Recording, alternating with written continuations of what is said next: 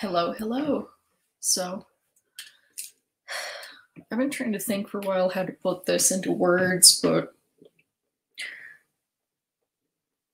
it's like, even though it's difficult to be here and do, just try and do the normal things in this kind of situation, and these kind of situations seem to be intensifying. And I know that a lot of you are very unhappy, and it just seems, not only does the whole situation seem very far-fetched, but a lot of you have just been through a lot in the past couple of years. So yeah, I wanted to preface by saying that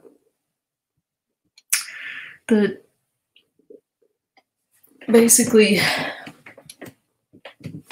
the conclusions that I've been coming to recently is that looking at, what I want and what I thought about things, I would very much just identify with, the spiritual side of myself, just the non-corporeal, the light spirit side, and I just wanted to push away physicality.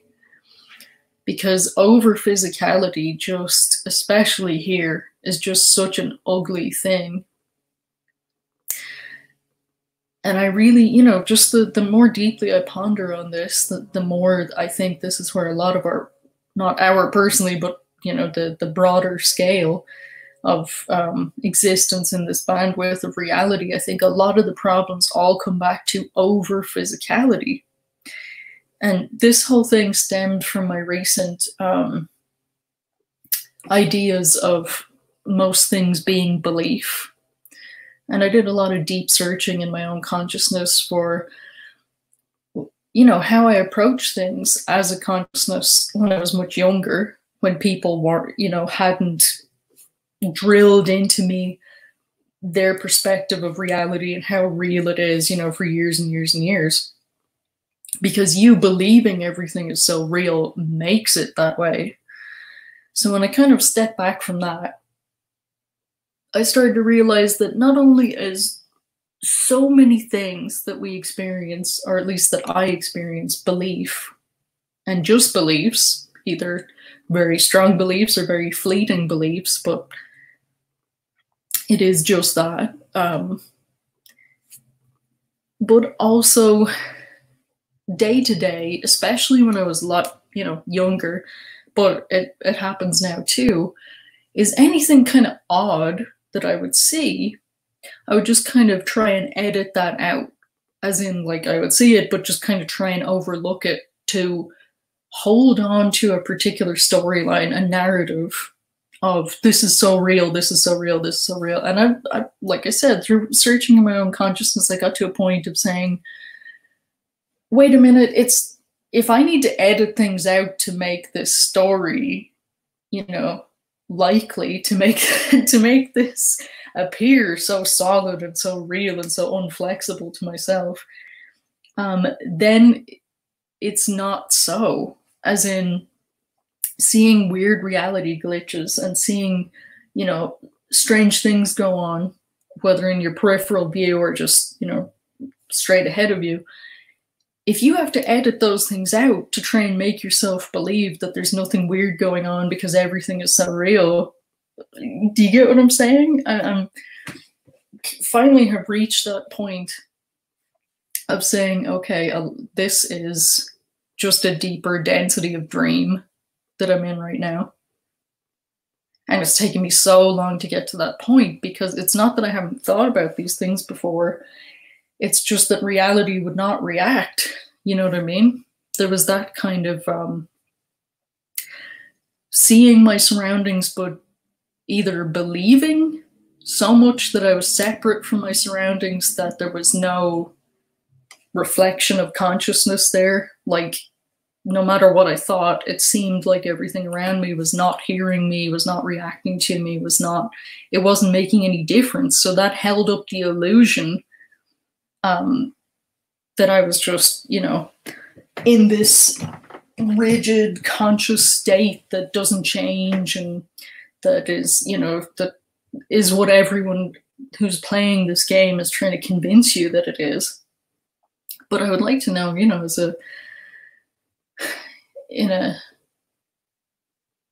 I guess even just for my own curiosity, how many of you are kind of in the same thing, where you can see it's a game, so much of it is based upon belief. You are actually editing things out of your own conscious experience to make it seem less dreamlike and to make it seem more real, to try and copy the experiences of the ones around you who are not the same consciousness as you are. They are they're something different. They're having a completely different experience than we are. I don't know the parameters of that. None of us do. It's just going on observation here. They are living a completely different life than we are. They're having a completely different experience than we are. They're seeing things in completely different ways than we are. And a lot of us, even though a lot of us have not met personally, we don't even need to really start explaining things to each other. We've had such similar experiences in life. So that would lead me to believe that myself and a lot of people that are listening to this originated from the same consciousness, or we're coming from the same bandwidth of reality. There's a connection there that doesn't need deep explanation. Whereas when you're talking to the people around you, you're talking to a completely stranger consciousness, like it's a stranger. You don't recognize the self. It's not a mirroring of consciousness like it is in our community. You're trying to explain to somebody as if they are, excuse the term, from a different planet. And I know we're the ones that are actually from somewhere else, but there's no meeting point there. People just don't know where you're coming from at all. And perhaps it is because I believe this turning point that we're in right now, this crazy experience that we're in, where everyday life has gotten so surreal, comes back to this idea of over physicality. These guys here either cannot access the awareness that this is just a denser dream than the ones that you have when you're asleep here. Either they can't access that, or they have convinced themselves so much that everything is physicality and that's all it is, that they're now stuck in that and they can't get out of it. I think anyone that really deeply, honestly searches into their own conscious awareness will agree with me that what we've got here is actually the meeting point, that 42-degree point between spirit and physicality. And we have that balance correct, or we're getting there. And that's, this may seem very, very long and rambly, and I'm not sure how to illustrate this, so maybe I'll make another video with, diagrams and pictures and try to explain more simply and quicker what I'm trying to say here. But I think the reason we can't go back to spirit, that we can't get out of here, is because we specifically are here to balance this wild over physicality nonsense that's going on. And what do I mean by that? I mean, something useful that we can be doing while we're here until we can get out of here is to alleviate the madness somewhat. Because when a consciousness is completely on the side of physicality, and that's what it's convinced about, it starts to fear for its own existence, right? When people are too far into physicality, they start having a huge fear of death, because the physical cannot imagine the spirit. The physical cannot copy the spirit. If the physicality consciousness is out of connection with the spiritual consciousness, then the physical consciousness has a tendency to go mad. And that's what we're seeing here. It's the fear people have. All this corona, all this is, stuff that's going on is kicking up people's fear of death. And the response, the wild response you're seeing, is people who are terrified of death because they are completely in physicality consciousness. Now, there's a difference between fear for your own existence and fear of pain. We can very much experience pain, and it's not any fun. And I don't look forward to pains or pangs or any, death pangs or any of that, because it does not feel good. But it's very different than what the suffering that these people are going through that are in over physicality. And when I think about it very deeply, I think all of the things that are wrong here lead back to that one point, that there's certain things physicality cannot do. Excuse me. Throat's getting dry. But there's a positive side to this coin, I think, anyway. Maybe we don't need to shit can physicality and just go back to spirit, which is what I wanted the whole time. Is like, I hate this. It's so gross here. I hate this. I want to be out of here. That's what I wanted all the time for a long, long, long time. That's like what my soul is longing for. It's like, no matter how bad it gets, well, at least one day I will be out. And then when it came the time to be out, the response was, well, you're not getting out. You're stuck here. So,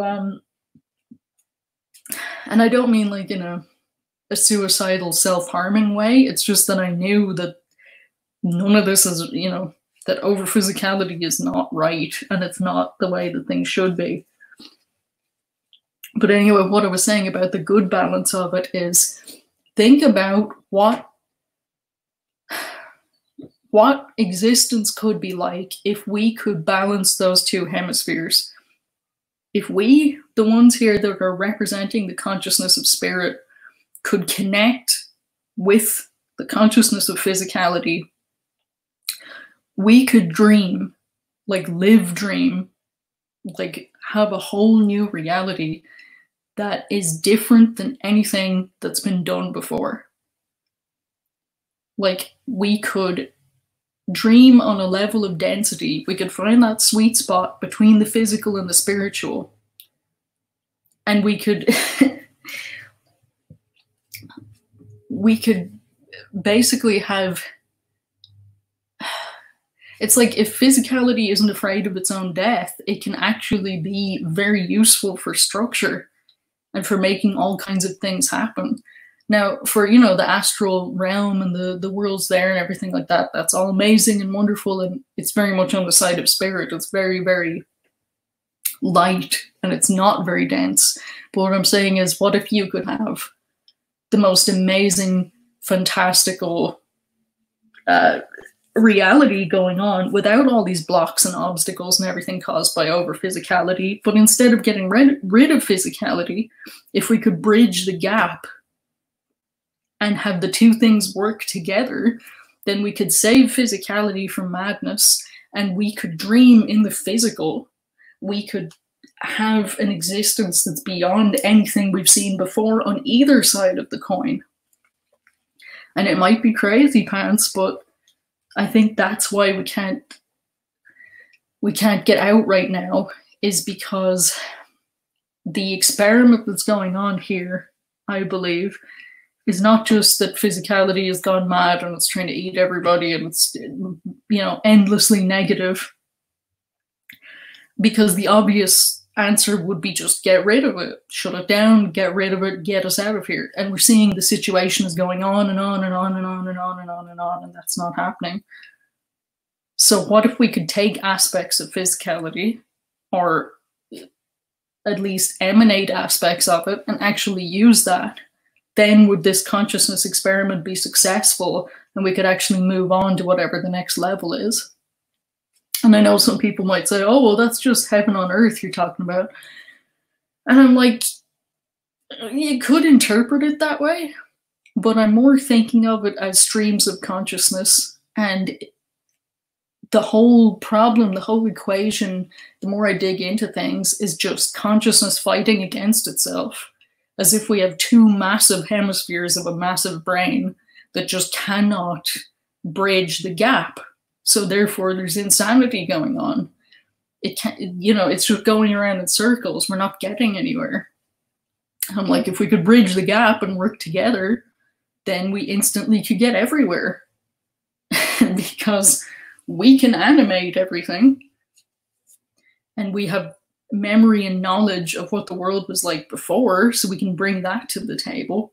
And the things that are going on here in Orion, we could let these, you know, if we could on a consciousness level connect to what exists here, we could say, you are not going anywhere. You don't have to worry about things going bad, or, you know, basically don't use all of your awareness to try and make everything worse. Because when you're living completely from fear, that's just building up and building up and building up, and you're making everything more and more and more fearful. And I think that's having actually a direct reflection on, you know, reality is reflecting that back to people. And that's not to say anything about what's triggering the fear. I'm just talking about the response to it. Okay, so anyway, this is really hard to put into words, so I hope that you guys understood at least some of it. And I was going to go into some things on Twitter, but I mean, that might make this video a little bit long. Just thinking out loud here.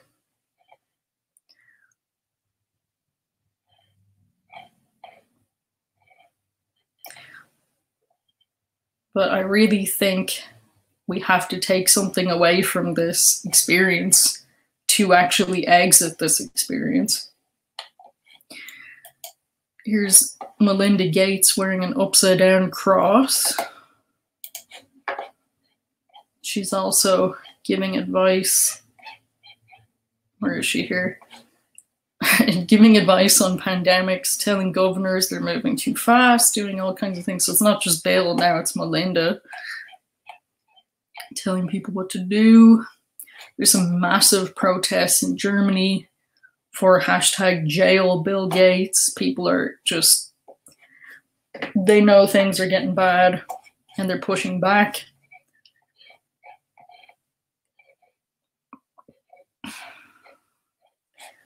Here's something else Gates was doing. Gates reading lists. Recently he showed people bragging what books he is reading, how to lie with statistics on immunity, and eradication mindset. What if magical reality hyperbole equals exaggeration is used. Oh, and it's got the should we eat meat there. This guy and Richard Branson are apparently the top funders of the fake meat craze and getting all of the you know, the plant-based meat that have been coming into fast food chains and coming into everywhere. I super don't trust it now that I know that Richard Branson and Bill Gates are behind it. Because they don't seem to have good intentions for anybody. Just looking at what they're doing. Event 201, which Richard Branson was not involved in. He was just with the fake meat stuff, but Gates is everywhere. He's involved with just everywhere I turn. It's like, oh, Gates is somehow involved. Great. I know one Patreon I'm interested in joining here. Cat Rescue. I'll definitely put that link in the description.